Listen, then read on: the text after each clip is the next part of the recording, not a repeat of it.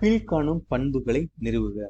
மொத பண்பு என்ன அப்படின்னா, z ஒரு மெய்யெண் என இருந்தால் மட்டுமே z is equal to z bar.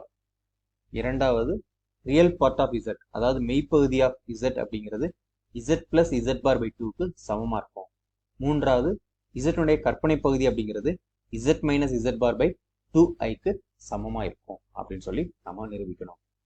அதுக்கு நம்ம ஃபர்ஸ்ட் என்ன பண்ண போறோம் அப்படின்னா வந்துட்டு, let z is equal to x plus iy. இதுக்கு என்ன அர்த்தம் அப்படின்னா, z is equal to x plus iy என எடுத்துக்கொள்க. ஓகே, ஸோ இதுல நமக்கு என்ன தெரியும், இங்க ரியல் பார்ட் ஆஃப் z அப்படிங்கிறது என்னது, z உடைய மெய்ப்பகுதி, அது வந்து x. அதுக்கப்புறம் இமேஜினரி பார்ட் ஆஃப் z அப்படிங்கிறது நமக்கு என்ன தெரியும், இங்க i உள்ள பகுதி, அதாவது y.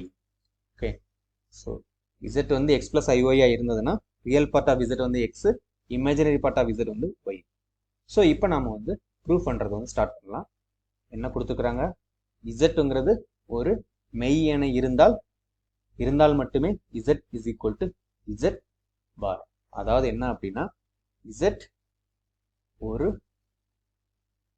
மெய், if and only if z is equal to z bar. அதாவது மெய்யா இருந்துச்சுன்னா z is equal to z bar இருக்கும், z is equal to z bar இருந்துச்சுன்னா அது ஒரு மெய்யா இருக்கும். அதாவது ரெண்டு பக்கமே உள்ளது, அதுக்கு தான் வந்து இந்த இருந்தால் மட்டுமே அப்படிங்கிற அந்த வார்த்தை.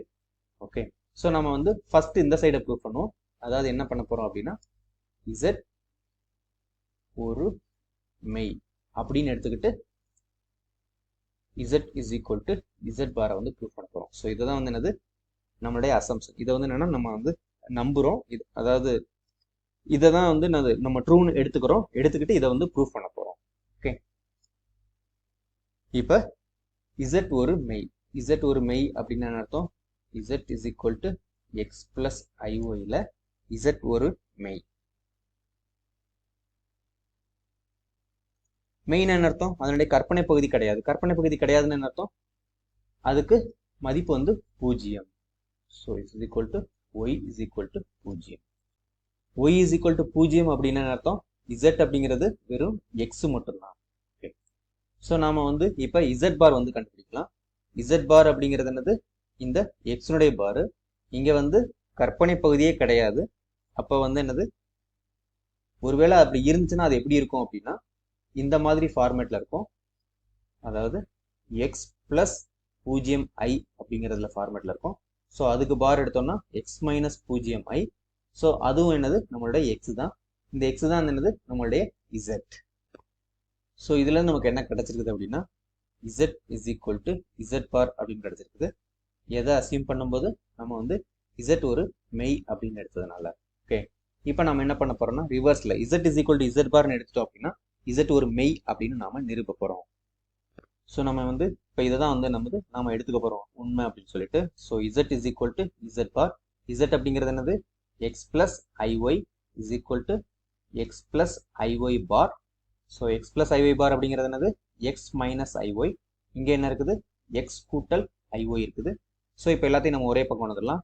இங்க x plus iy இருக்குது, இதை இங்க கொண்டு வரும்போது மைனஸ் எக்ஸ், இங்க மைனஸ் iy இந்த பக்கம் கொண்டு வரும்போது plus iy is equal to 0. Okay, so இங்க எக்ஸ் மைனஸ் எக்ஸ் கேன்சல் ஆயிரும். இங்க iy அப்படின்னா என்னது, 2iy is equal to 0. So இங்க வந்து என்னது, நமக்கு என்ன தெரியும், ரெண்டு வந்து 0 கிடையாது, ஐயும் 0 கிடையாது. அப்போ y தான் என்னது, கண்டிப்பா நமக்கு 0 இருக்கும். So y is equal to 0. y is equal to 0 என்ன அர்த்தம், z is equal to x plus 0i. So z is equal to x. அப்ப zங்கிறது ஒரு முழுமையான மெய்யெண். ஸோ என்ன ப்ரூஃப் கிடைச்சிருக்குது நமக்கு, இங்க z ஒரு மெய் அப்படின்னு நமக்கு கிடைச்சிருக்குது. சிம்பிளைஸ் z ஒரு மெய்.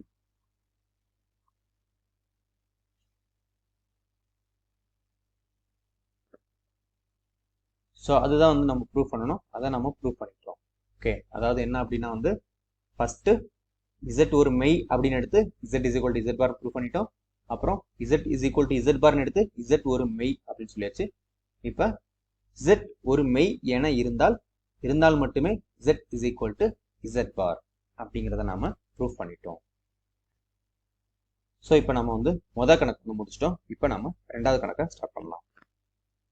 ஸோ நமக்கு இங்கே இப்போ ரெண்டாவது கணக்கில் மொதல் பார்ட் வந்து என்னது, real part of Z is equal to Z plus Z bar by 2 அப்படின்னு சொல்லி நாம நிரூபிக்கணும். ஓகே, வழக்கம் போல நிரூப கணக்கு என்ன பண்ணுவோம், நம்ம இங்கே லெஃப்ட் ஹேண்ட் சைடு எடுத்து ரைட் ஹேண்ட் சைடு வந்து இருக்குன்னு சொல்லுவோம், இல்லை ரைட் ஹேண்ட் சைடு சிம்பிளை பண்ணி நமக்கு லெஃப்ட் ஹேண்ட் சைடு வருதுன்னு சொல்லுவோம். ஓகேவா? ஸோ இப்போ நம்ம அதே டெக்னிக் தான் இங்கே ஃபாலோ பண்ண போகிறோம். இங்கே லெஃப்ட் ஹேண்ட் சைடோட வேல்யூ என்னது, எக்ஸ் அப்படின்னு நமக்கு தெரியும். ஸோ ரைட் ஹேண்ட் சைடு தான் நம்ம வந்து சிம்பிளை பண்ண போகிறோம். So RHS is equal to Z கூட்டல் Z bar divided by 2. Okay, so Z அப்படிங்கிறது என்னது, X plus i y. Okay, so plus X minus i y, இதான் வந்து Z bar divided by 2. So this is equal to X plus i y plus X minus i y divided by 2. So இங்கே 2x, இங்கே ஐஒயும் minus ஐயும் cancel ஆகும். So 2x by 2, this is equal to X. இதுதான் நம்மளுடைய real part of Z. So இதுதான் நம்மளுடைய left hand side. So hence real part of Z is equal to Z plus Z bar divided by 2. இதை வந்து நாம prove பண்ணிட்டோம். இப்போ இந்த ரெண்டாவது கணக்குல அடுத்த பார்ட் என்ன கொடுத்துருக்காங்க அப்படின்னா, imaginary part of Z is equal to Z minus Z bar divided by 2i. இதுலேயும் நாம வந்து என்னது, ரைட் ஹேண்ட் சைடு தான் எடுத்து சிம்பிளை பண்ண போகிறோம். So right hand side is equal to Z minus Z bar divided by 2i. So Z அப்படிங்கிறது என்னது, X plus i y minus Z bar அப்படிங்கிறது என்னது, X minus i y. So divided by 2i. So this is equal to இங்க x plus iy minus x plus iy. ஏன்னா இங்க ஒரு minus இங்க ஒரு minus plus iy divided by 2i. So இங்க x minus x cancel ஆயிரும். இங்க ஒரு iy இங்க ஒரு iy அப்படிங்கும்போது இங்க 2iy divided by 2i. So 2i 2i cancel ஆயிரும். So நமக்கு கிடைச்சிக்கிற ஆன்சர் என்ன, y. yங்கிறது என்னது, நமக்கு இங்க imaginary part of z. So இதுதான் நம்மளுடைய left hand side value. So hence imaginary part of z is equal to z minus z bar divided by 2i. So இதை தான் ப்ரூஃப் பண்ண சொல்லியிருக்காங்க. இதை நாம ப்ரூஃப் பண்ணியாச்சு.